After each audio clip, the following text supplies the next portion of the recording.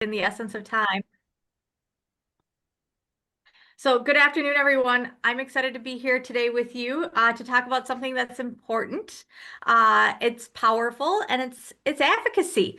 And this presentation has been designed for you by your very own MOHR Grassroots Committee.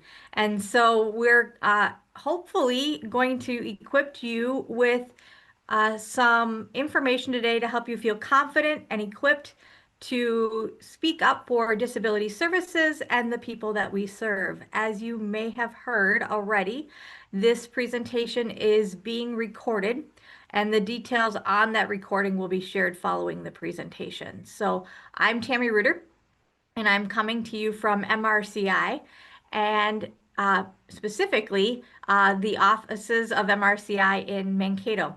I serve as the chair of the MOHR Grassroots Committee, and I am joined as co-presenters today with me are going to introduce themselves as well. So I am joined with two fabulous co-presenters. And so in addition to myself today, I have two other individuals, and I will allow them to introduce themselves at this point in time. Thanks, Tammy. Great to see everyone. My name is Ani Simons, and I work at Frederickson Government Relations. And there I do work with a few different disability and related service groups, helping them to do their legislative work at the Capitol.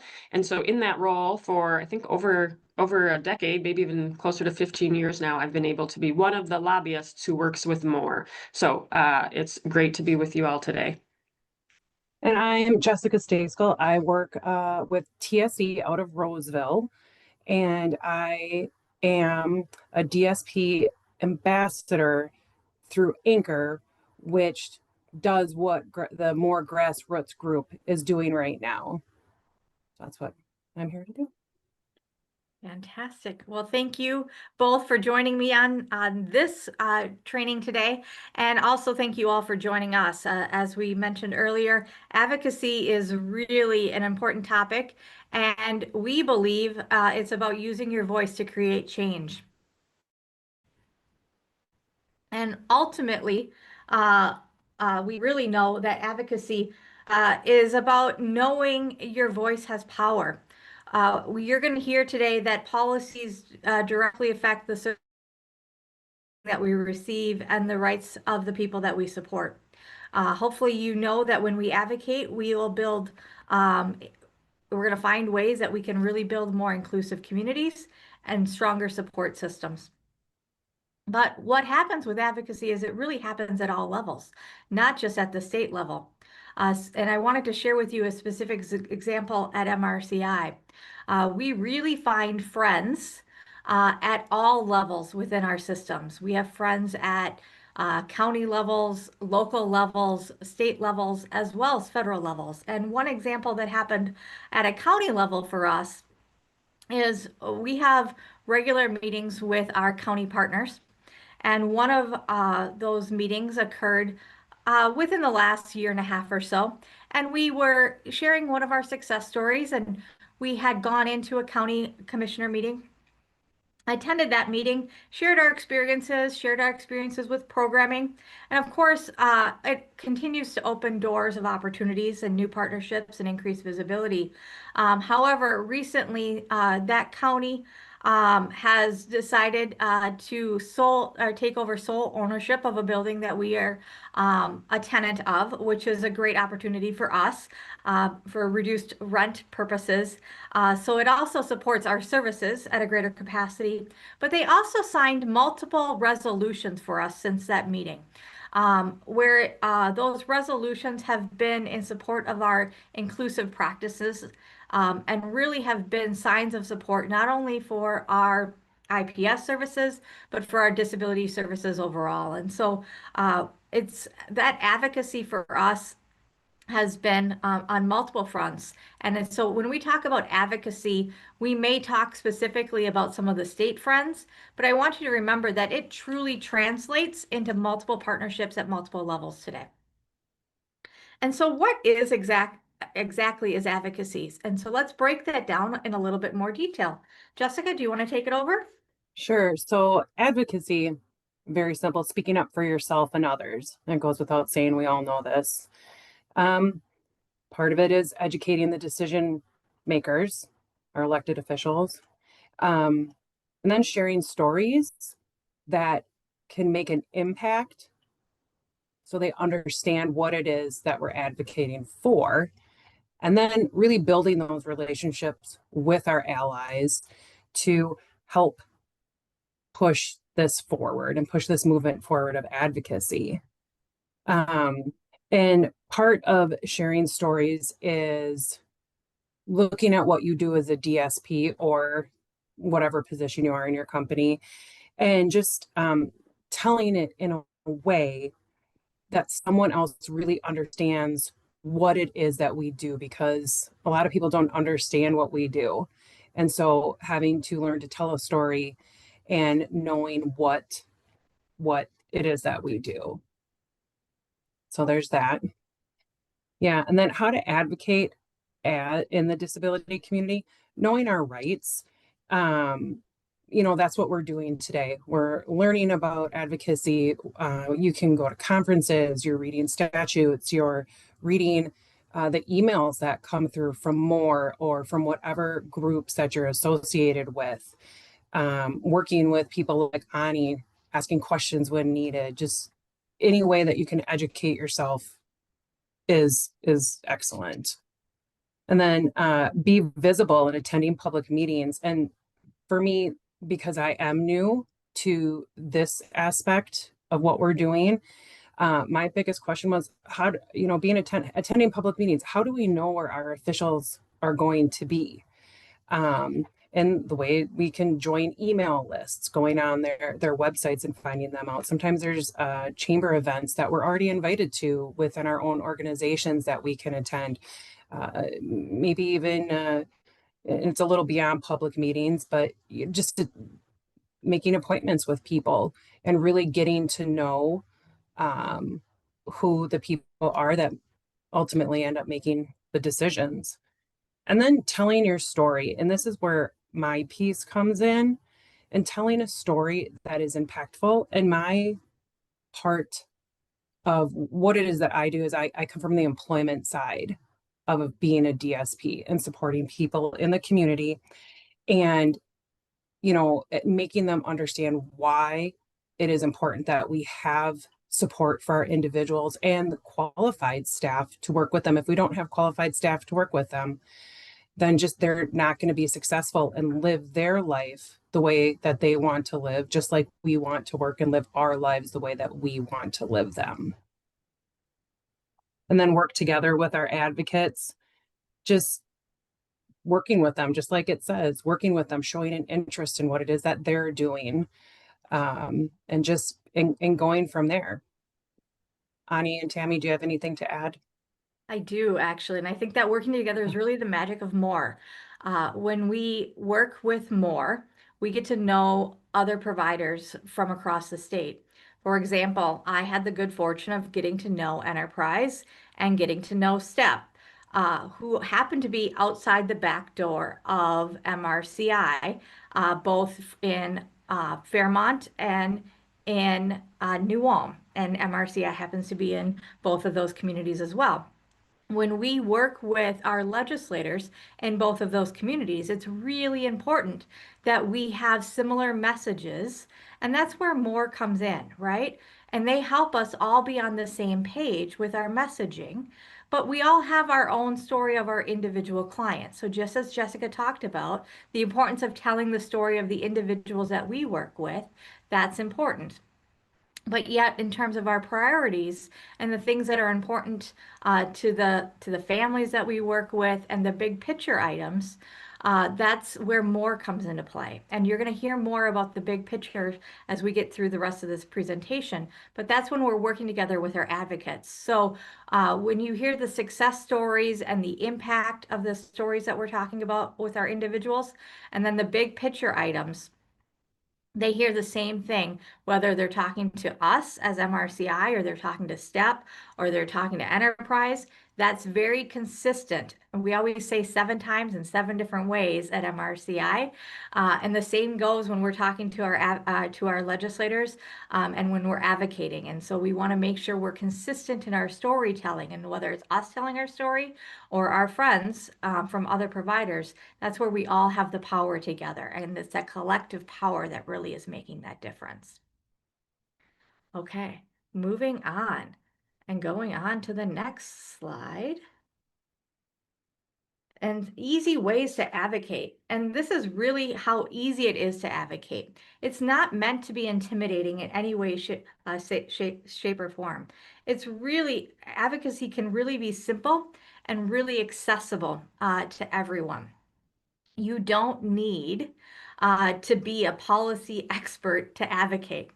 That's really what we want to get across today. It's simple actions that you can take, like emailing your legislator or many of the other things that are listed on the screen in front of you, posting on social media, attending a town hall meeting that you may have picked up on by reading your legislator's newsletter or reading your local chamber newsletter.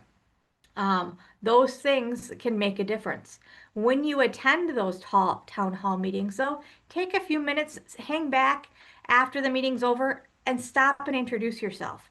Make sure they know that you were actually attending and that you were there as a representative of your organization, right? Take 5 minutes to introduce yourself. And then the other things that you can do is invite them to back to your organization. And of course, the feel-good things of inviting legislators to events, summer picnics, advocacy days, or tours of job sites. Recently, we had a flip happen where we typically have invited legislators to come to us. We were actually hosting a legislator, and all of a sudden the legislator invited us to them.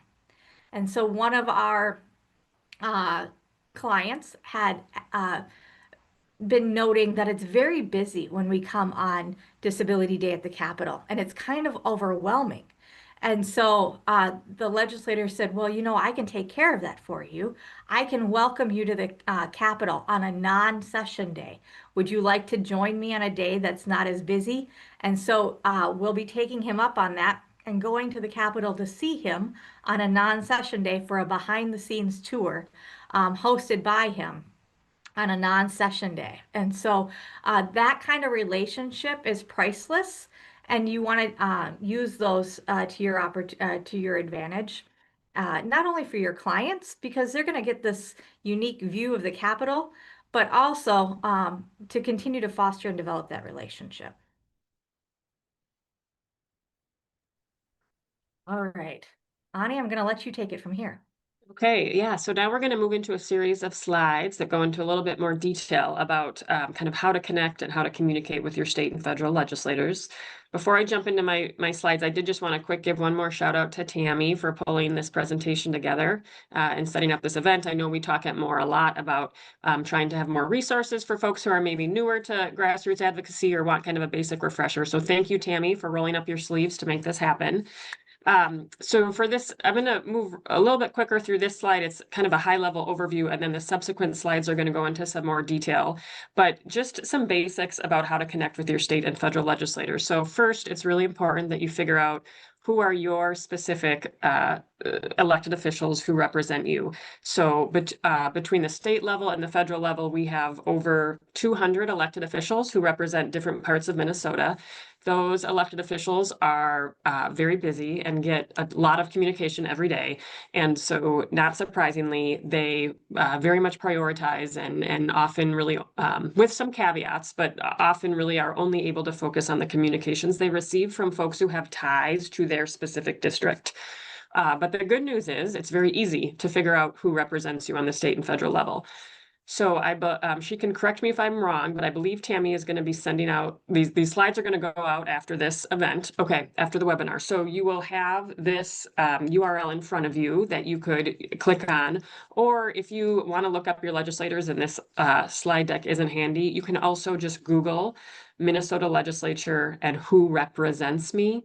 and a nice little web page comes up where you can enter in your address, and then it gives you your state and federal elected officials. So it's a very handy resource. One thing I will note is that for some of our folks who do quite a bit of advocacy, well, and actually for anyone who's interested in this, you can always enter your own address and be sure you're clear on who your personal legislators are. But for some of you who maybe live in more densely populated areas, it's perhaps likely that you live in one district and work in a different district.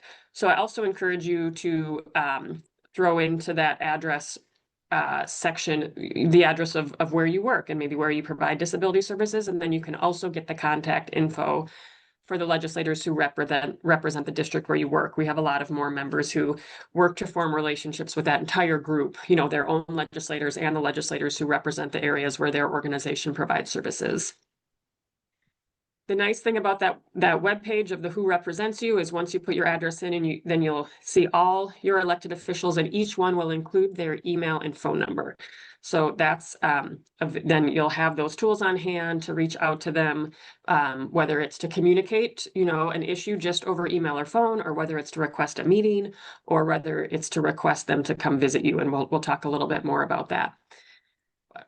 Two other quick key things to remember, and then again, we'll go into a lot more detail on these, but number three there, you'll see it's very important to introduce yourself and your organization. And the reason I stress this one is I think even if you feel like you've met your legislator a few times and they should definitely know who you are by now, or maybe you were required to submit that information beforehand and you're assuming your legislator has it right in front of them. I will stress a few things today over and over again, and one of them is that most elected officials are extremely busy, and therefore they are very grateful for anything that you can do to make their life easier, such as jumping in right away, reminding them, you know, I'm Ani, I live in your district, you know, we meet, you know, I've contacted you before about disability services, or I work at this organization. That kind of saves your legislator from having to awkwardly try to remember exactly who you are, or, you know, if it's the first time you're meeting them, maybe they weren't able, you know, to review the information their staff sent them about who you are and what organization you work for. So always be sure to do that. And then the other big thing is obviously sharing, you know, why that particular disability service issue that you want to talk about with them matters, and what your ask is of them. And I guess I'll just say quickly here, with this point about sharing what the issue is, why it's important to you, and what your ask is.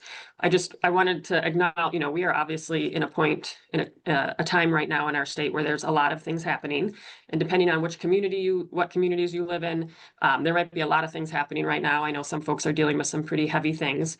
So these next few slides are going to be good tips for connecting and communicating with your legislator, and they're going to be focused on disability issues, but a lot of them will be transferable. If there's other issues that are important to you right now, feel free to, file these tips and tricks away for communicating with your legislators about a variety of issues that are important to you.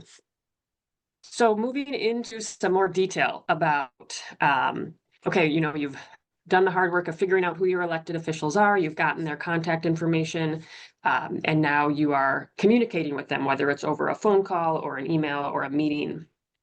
So some things to keep in mind.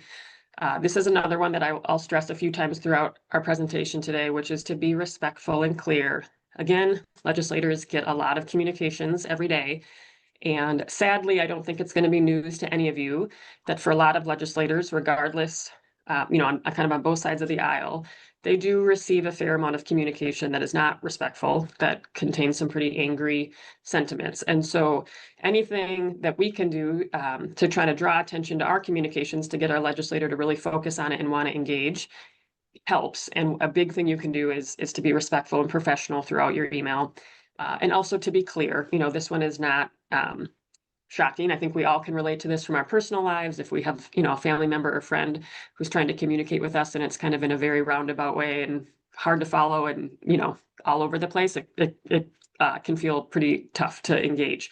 So just a reminder that it really is worth it taking your time beforehand to organize your thoughts, be sure you're being as clear as possible, and presenting the information in a concise way. Also very important when you're communicating with your legislator, I know I just said, you know, it's important to be clear and respectful of their time, but we do also encourage folks to take just a few minutes to really personalize what it is that you're talking with your legislator about. I'll just, one quick example of this, there's a legislator at the Capitol who works a lot around disability issues. And he has mentioned to me a few different times over the years that it was like 10 years ago or something. He was in a meeting with a direct support professional who shared a story about an individual that she was working with who was a little bit nervous to explore community employment and getting a job. But was a little interested in it, and so she supported that individual. They checked out some volunteer opportunities at a local veterinarian clinic. That turned into a kind of part-time assistance job at that vet clinic, and then flash forward a couple years, and that individual was like one of the beloved assistants at that veterinary clinic. And when folks went in there for appointments, they always wanted to visit with that person and see if he was working that day. And that legislator remembers that story from years ago and talks about how that is what is front of mind for him when he thinks about the decisions he's making at the legislature around disability issues. So that can be really impactful. Another thing important to keep in mind is always asking for something specific. And this is another one that I think is common sense when we think about our own lives. When someone we care about or in our life comes to us, and they have, they clearly want to share with us something that's going on or that's bothering them. And then we're trying to get from them like, well, what can I do? How can I help? And they really have no ideas. That can feel tough. And so we always encourage folks, and in our own work with legislators, we before heading into that meeting, think really specifically about what is our ask going to be. And I will note here as well that really can differ depending on the time of year. So if you're communicating and working with your legislators during the legislative session, it's possible that you're reaching out because you've been informed that maybe there's a bill coming up in your legislators committee later that week, so that, then, and maybe that bill has something concerning in it for disability services. So, I've certainly reached out to my Senator Clark. There's going to be a bill up in your committee on Friday. It contains some significant reductions to funding for disability services. I am asking you to please oppose that bill, to speak up about the harm that would cause in your community in terms of folks not being able to access the disability services they need. Or flipping it around, maybe it's hopefully a more positive situation. Maybe you're connecting with your legislator and you're reaching out to them to let them know that, I want to let you know that I've heard, Senator Smith has a bill that he's proposing that would provide grant dollars to disability organizations to enhance their technology or their ability to support folks remotely. I'm asking you as my legislator to please connect with Senator Smith and let them know that you support that bill and that it will make a positive difference for organizations like mine in your district. If you're connecting with your legislator outside of the legislative session, so here in Minnesota, I should note briefly, it varies a little bit year to year, but in general, the legislature meets kind of from January, early February to May, early June. Again, varies a tiny bit year to year, but in general, that's when they're in session. And then they're not in session generally from, June through December. So if you're connecting with your legislator June through December, the ask may not be about a bill or something that's coming up in committee, but, the ask could be, I'd really like you to come visit us, at maybe a community employment site or a site where we provide day support services so we can, help you to understand more about how these services work. What are some real opportunities to improve the services, but, really to educate them and help them to understand the service. Or, the ask could be, sometimes, usually by early fall, at least on behalf of MOHR, we have a sense of what legislation we're going to be working on that next session. And sometimes a very helpful ask that folks can make to their legislators is, can I set up a meeting to talk with you about some legislation that will help increase access to disability services, and ask if you'll consider adding your name as a co-author. That's and we've had great success with our local MOHR members getting their legislators to agree to sign on as co-authors to our bills. In addition to that, always important to follow up with a thank you note. I would also note that in addition to sharing that personal story, it's also nice if you have a moment to accompany that with some basic information about if you work at an organization, perhaps how many folks you serve that live in that legislator's district. So I know it's not always possible to know that information, but for some folks, if they're able to say, and so not only did I just share that story with you about the individual who, found a job that he loved at the vet clinic, but our organization supports 50 other people in your district who are on their journey of finding and keeping employment. So that's also a pro tip to kind of include that as well.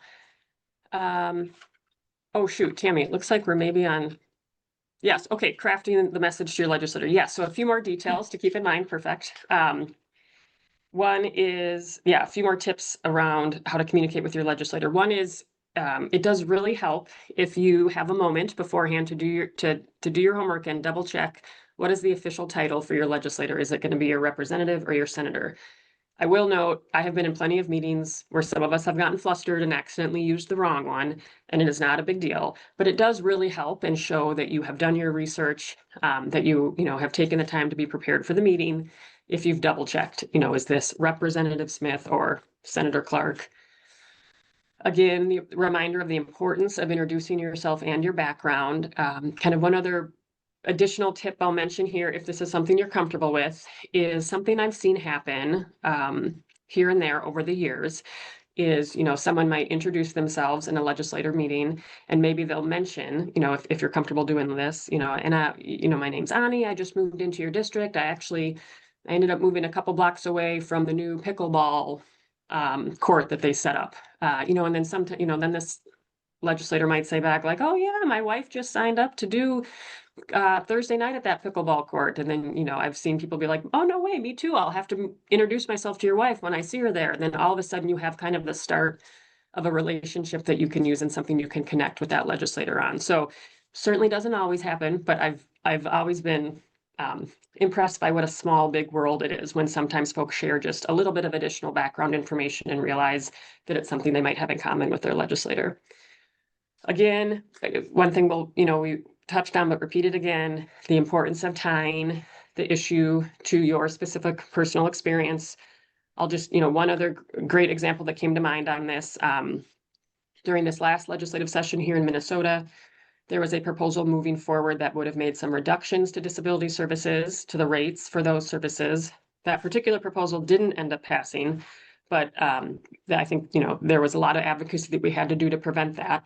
And I was involved in one meeting with a staff member of a disability service organization, myself, and a senator, where we were asking the senator to oppose that cut in funding to disability services.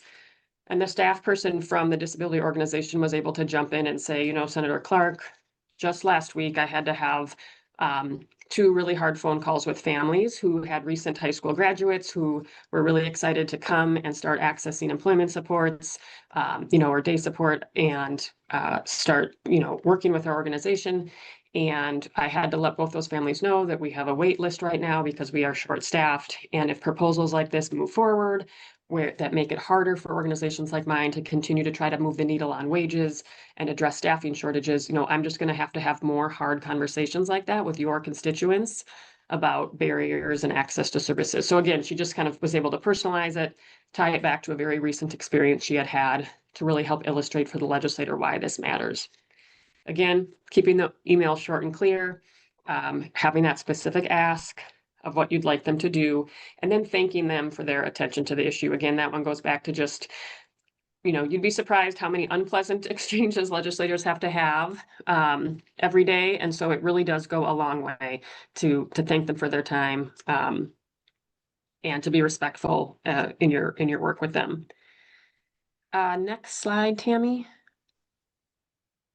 So a few more, these are a little bit more kind of on a technical level, but a few more tips and tricks that Tammy and others had compiled that we wanted to share with you all.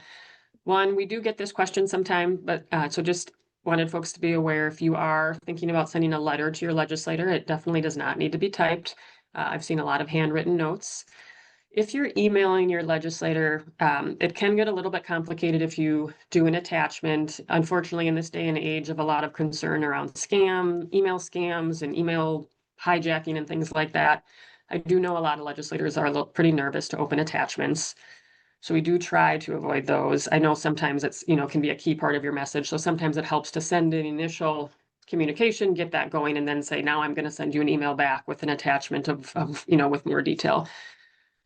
If you're calling your legislator's office, it would likely be a staff member that answers and takes your call. And we did just want to note, at the state legislature and, also at the federal level, staff are a really critical component of all this. And in some situations, legislators really rely heavily on their staff to kind of, so not only, what phone calls did I get today? What are the messages? But also, can you tell me more details about the exchange you had with the person on the other end? What was the issue? What are your thoughts on the issue? So long story short, it's really important to really apply a lot of the same guidance and tips and tricks that we talked about. Apply those even if you are talking with staff, because in a lot of situations, staff are super important. And we've even had situations where there's been maybe a MOHR member who has had interactions with their elected official staff over the years when they're setting up meetings or things like that, or tours. And then that staff person ends up running for office. And a couple years later, that staff person is an elected official. And then that MOHR member is that much more ahead in terms of the relationship building. So just, a shout out to the staff. They're a huge part of all this. Yes, and then you'll see there again, legislators busy, keep it short and sweet. Did want to note there on the bottom of the slide that if you're communicating with your legislator and you want to talk to them about the specific legislative priorities or the current hot topics impacting MOHR, you can feel free to reach out to the MOHR lobbyist. That's myself, as well as my colleague Kevin Goodnow, just to find out, what are the current legislative issues? Are there some, breaking developments as of yesterday that I should be aware of before I talk with my legislator? We do that kind of communication with MOHR members all the time to be sure you feel as prepared as possible for your legislator conversations. And then same applies kind of on the other side of your conversation. If you do end up meeting with your legislator about MOHR priorities or something kind of related to MOHR, if you get questions from your legislator about something that you're maybe not 100% sure of the answer, it is very common and very appropriate to say, I want to double check the details before I answer that question. Let me get back to you on that. And then feel free to, if it's something about, maybe the legislator asked you, do you know if there's ever been a different, a bill introduced on this before, or do you know who's carrying the bill on the House side? Those sorts of kind of processy questions. Myself and my colleague Kevin Goodnow are always happy to follow up with that legislator on those things. One other thing that I did want to note on this slide, just with these kind of last few tips and tricks, is it's important to know that in these meetings with legislators about disability or other issues at the Capitol, or if you're out in DC, that's not really the appropriate time to share with your elected official whether or not you voted for them. That those types of conversations are best to be had kind of in a more campaign environment. So maybe if your elected official comes to your door over the summer asking for your vote, if you see them in a campaign setting, maybe in a parade, that's when it's kind of appropriate to talk about those things. But we do not, don't mix those with meetings with them on the topics. Try to just stay focused on why you're meeting with them that day, and what the issue is and what your ask is of them. Okay. Fantastic. So I advanced to the next slide, but to Ani's point on that topic, I actually wear purple when I go to the Capitol, because that way I'm not caught wearing blue by coincidence in any one way, shape, or form, because I don't want to be biased in any way, one way or the other. As you're thinking about just what you may come across appearing as, or accordingly. So, but as you're building your relationships with your legislators, you do, and we're talking about it being really not just during session, but really being a year-round activity. Because this is not just a one-day activity. We're really talking about really a meaningful relationship that you're wanting them to have with you and your organization and the individuals that you're serving. You want them to really understand the mission of the work that you're doing and how to foster those meaningful connections. And so, and it's not something that just happens in St. Paul, and it's not just something that happens inside your building. It's something that happens in the workplaces that your individuals work at. It's something that happens in the community. There are many places that advocacy can occur. For example, one thing that we did from a year-round approach standpoint, in addition to some of the things that you see on the screen, is in October of every year, we celebrate Disability Employment Awareness Month. And we feature stories of individuals who have been successfully employed and transitioned into employment. We reused our success stories that we featured during the month of October. And specifically, we reused our success stories and looked at them from a local impact standpoint and said, just as Ani said, to use the web link of finding where your legislators live or where their districts are located, we aligned them to our clients. And we said, these are the clients that we featured in success stories.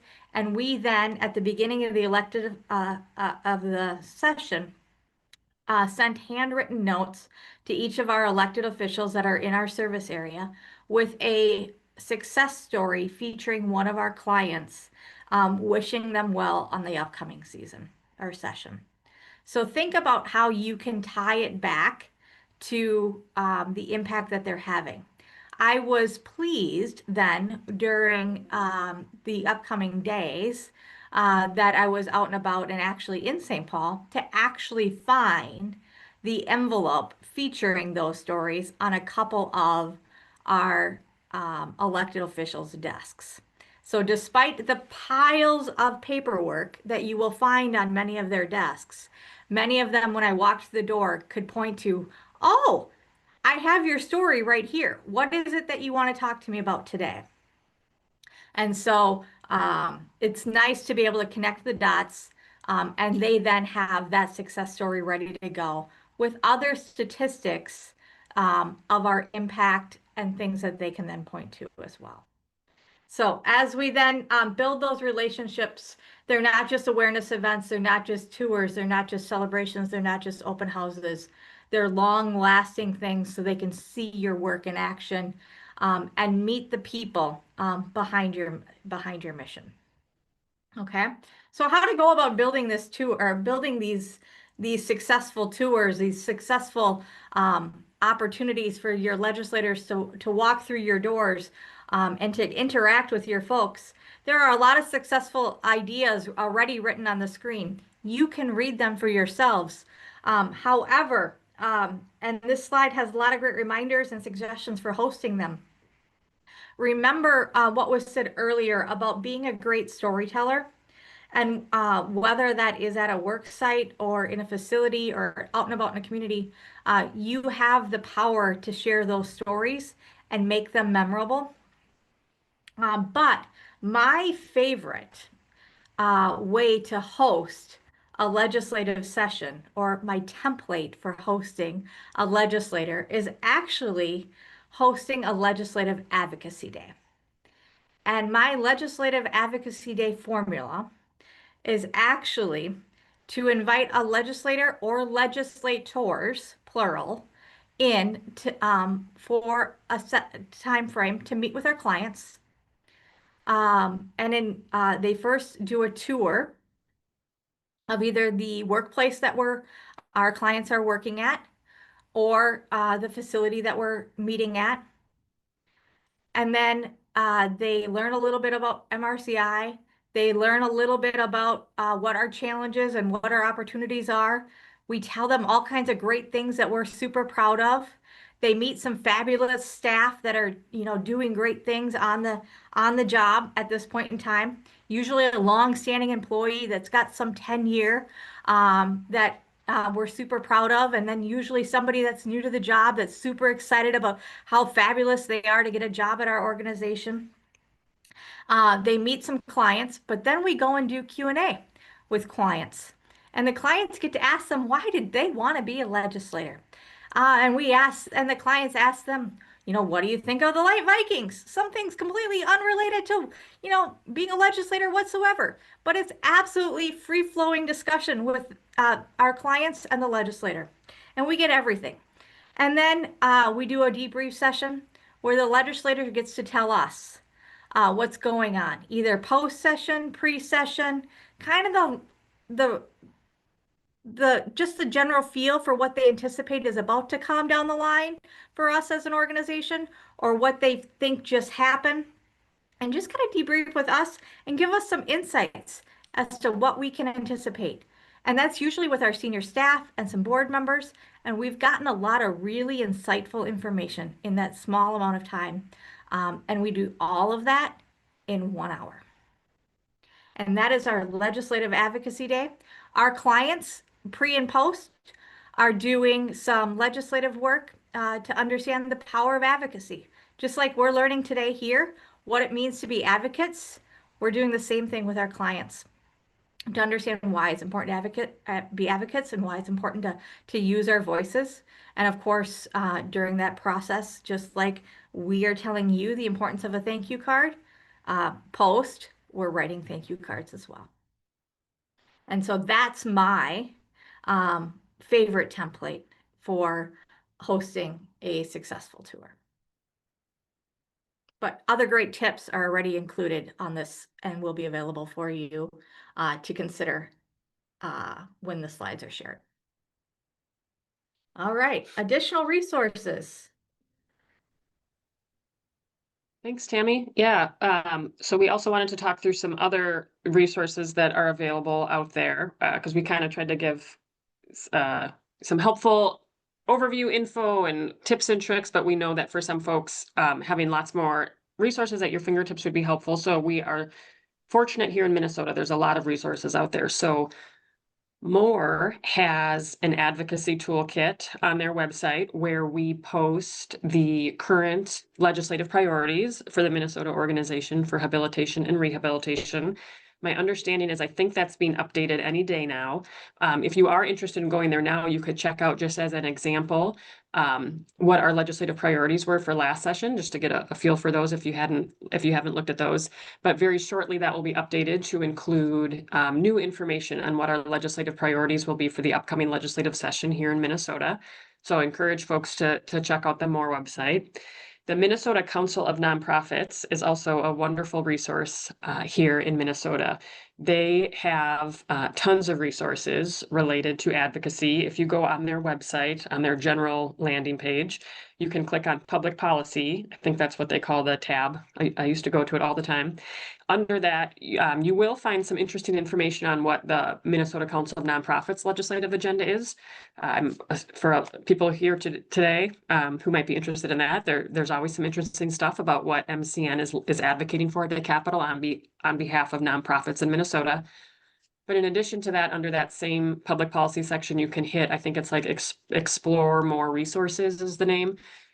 And there's a lot of links there that you can go to. They have a great cool little graphic 1-2 pager about tips on how to contact and connect with your legislator. So it's a lot of helpful information if folks want that at the ready. Another great resource is the ARC of Minnesota.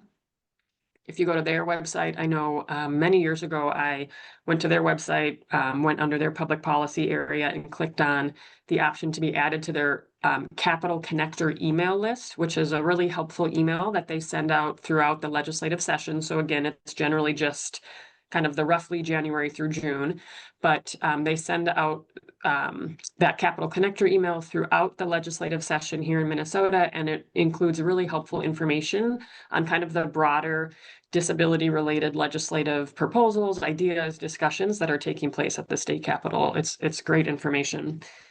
ARC of Minnesota also has on their website an advocacy toolkit, which has a lot of great resources, including a really helpful PowerPoint on creating your story. And it is catered towards the disability community, and it walks through how folks can think about putting their personal story down on paper in terms of what disability services mean to them or their loved one or the folks that they support. And that can be a helpful tool to have as you think about starting to talk with legislators more and more about those services and what they mean to you. Disability Hub is also a really helpful resource here in our state. I will note this resource is a little bit more beneficial, I think, to kind of like individual advocacy situations or situational advocacy. as opposed to maybe more the kind of system-wide legislative or federal advocacy around disability services. But, it's a great resource to use maybe if someone you're supporting wants to access a new service or make some changes in the services they're accessing, and maybe they're like not getting clear information from the county or getting some kind of confusing information, or maybe their case manager is saying, I've never heard of that service you want to access. Disability Hub can be a great way to help advocate for yourself or for someone you're supporting.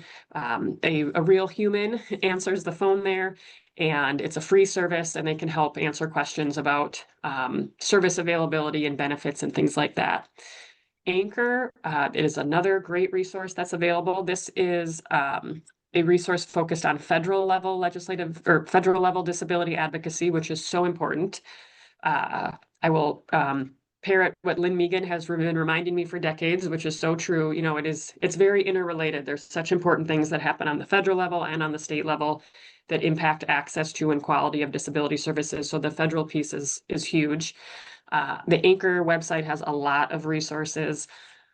One thing that I think Anchor in particular does great at is they have really helpful kind of pre-formed action alerts. So if you're maybe newer to grassroots advocacy or feeling like you definitely want to get involved in it, but you don't have a ton of time right away, Anchor does a great job of sort of drafting out what your message might look like, and you can kind of customize it and edit and make it more specific to you, your loved ones, the folks you support. So I definitely wanted to give a call out to Anchor.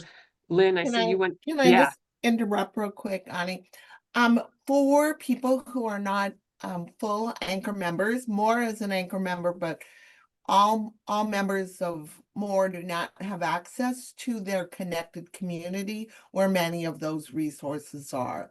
So feel free, if you see something that has a connection that you would like a copy of, like in their Medicaid toolbook, I'd be happy to go in, find it for you, and copy it and share it with you.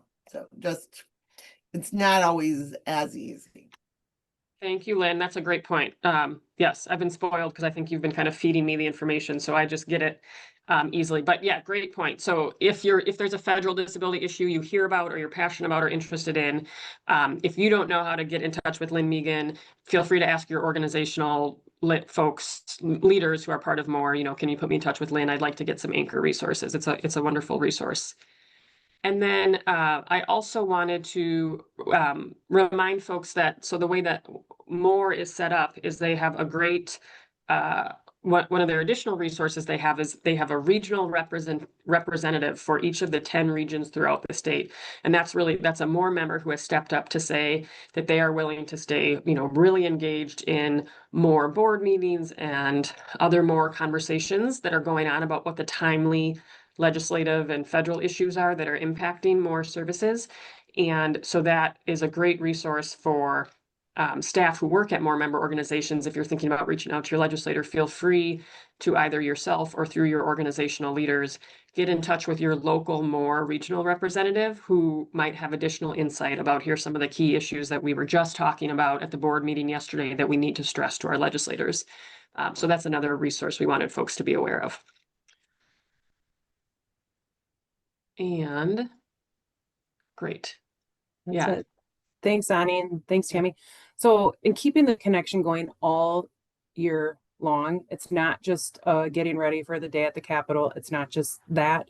It's all throughout the year. You can send emails with just cool things that is going on in your organization, things that keep the idea fresh in their mind so that they don't forget about it, right? Not that they will, but so that they don't forget about things. Then thanking them publicly and on social media. Take pictures when you're meeting with your elected officials and then tag them. And that's a great way to connect with them. And then asking how you can support their efforts. They might have some way for you to help them. It's hard to think of it that way, but yes, we might be able to help them in ways, connecting with other people, getting them more information, those type of things. Ani and Tammy, anything else to add? No, I think at this point, we want to thank everybody for being here with us today, but we want to really open it up for thoughts and any other questions that anybody may have.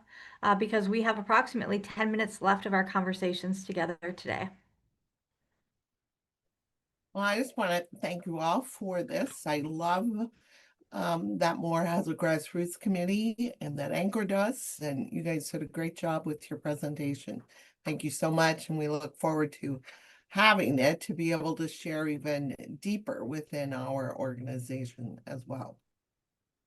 Well, thank you. So if you haven't already, you can save Day at the Capitol on your calendars for March 24th. And information has already gone out through MOHR on email regarding that date. But does anybody else have any other questions for the good of the group or comments? I have two questions. Perfect. First, when does it, like, what's too much? When does it become almost not like harassment, but like, what is kind of like a good steady pace for communicating with our legislators? Yeah. So we actually create a calendar of events and try to have a touch point once a month on a consistent basis. So, and each touch point is a little bit different. And so it's not always in the same way or the same fashion. And then depending on what else may peak, we may have to reach out in a different way, shape, or form, right? But you heard me mention earlier, at least I think I did, maybe I didn't, 7 times in 7 different ways. But we try to diversify our touch points and diversify our whys and then our hows. So, but by having a calendar, it also holds us accountable in terms of what we're doing and how we're reaching out. So that first one of the session is before session even starts. And then, we have one that will go out prior to actually going up to visiting for Day at the Capitol, saying, hey, we're coming. And then, and when to expect us and who's coming and kind of that forewarning, so to say. And then obviously we will do our mini days at the Capitol through MOHR, which is another touch point, which is really a personal opportunity to sit down and have a more meaningful conversation with our legislators as well. So that's my take on it. I'll defer So to I would also Chris. say that through MOHR, we do at targeted times do action alerts. And Amor is very conservative about the number of times that we do action alerts. So we're not bombarding with small, little, tiny things to be able to ask. And this would be during the legislative session. So and we generally do it alongside when ARM is doing an action alert, but it's then a very specific that we can get all people from our organizations to be able to connect on that specific action alert. This is what's happening with this bill. We need the Health and Human Services Committee to support it. Can you go talk to the Health and Human Services people to help get it through? Again, we're very conservative in that process. Anchor does them all the time. They don't care how many times the legislators, but MOHR has found it successful that it is more limited with the actual action alert. That's not about building your relationships. It's the actual time during session when action alerts are needed.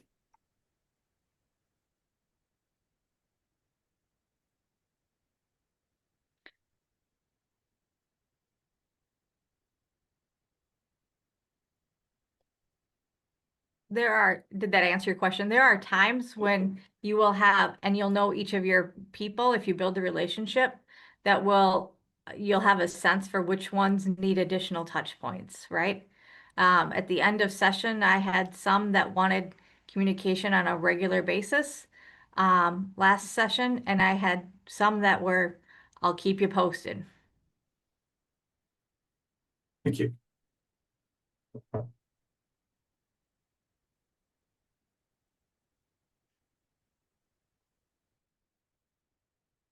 All right, other questions?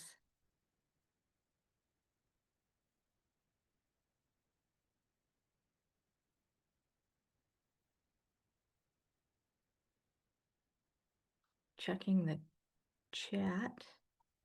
Not seeing anything in the chat.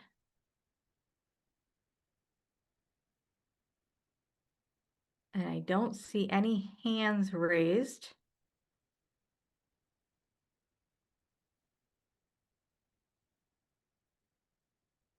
So either we did a fabulous job or we have a really shy group.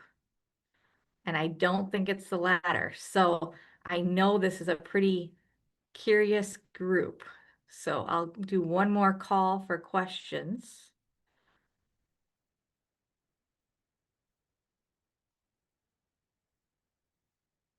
All right. As always, though, feel free to reach out individually to any of us, and we'd be happy to offer ideas or just brainstorm, because that's where the best ideas come from, is that collective group think stuff really makes a lot of great ideas come to life. So we'll be willing to do that as well.